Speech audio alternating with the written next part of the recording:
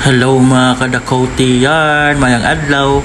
Subong adlaw nga kadto kita sa Treehouse Campsite sa Barangay Katilingban, Talisay City, Negros Occidental. Isa ka lugar nga puno sa katahom, namit nga pagkaon, kag mga eksperyensya nga hindi mo gid malimtan.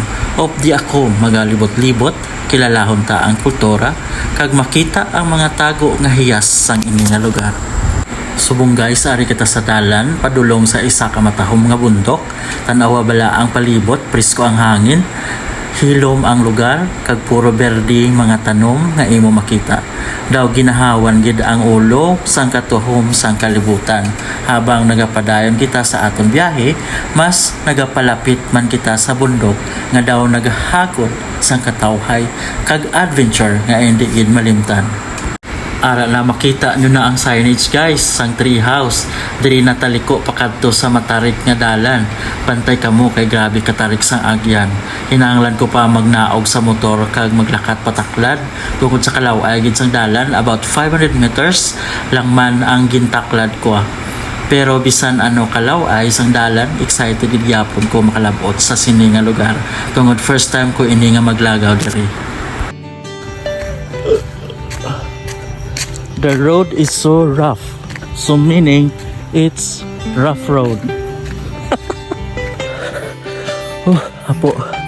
Magalakad na lang ako subong kay pertika rough road eh. Sa ngalagyan. Lapit na kami sa Treehouse. Treehouse ko pa kanto. Lapit na lang gid.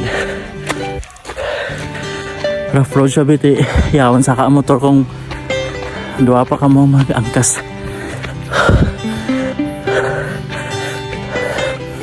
Kag finally nakaabot na gid kami sa Treehouse. Pagkatapos ng about an hour na biyahe kag paglakad ko 500 meters pakadto diri, daw kapoy pero sulit gid. Tara sulod ta. Kag tantawon ta kung ano pa gid ang ma-offer sa aton sang ini nga lugar. Kay nagutom na mga Dakoti yarn, nagsulod kami sa reception kag nag-order sang food. Gin-order namon ay sutanghon gisado, chop suey, kag iced coffee nga wala gabugnaw maanta na. Ang first bite na kita sang ilang chop suey, bebe. Namit. Ari tilawan ta naman lang ilang sutanghon be.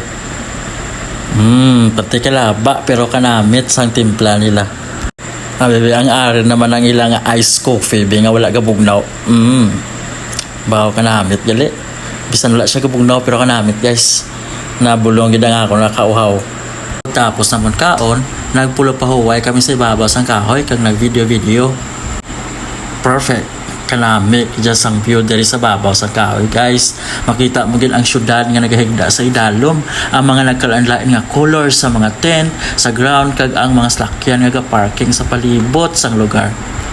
Diri na lang ko hasta mga ka-Dakoti yarn. Salamat sa pagtan-aw.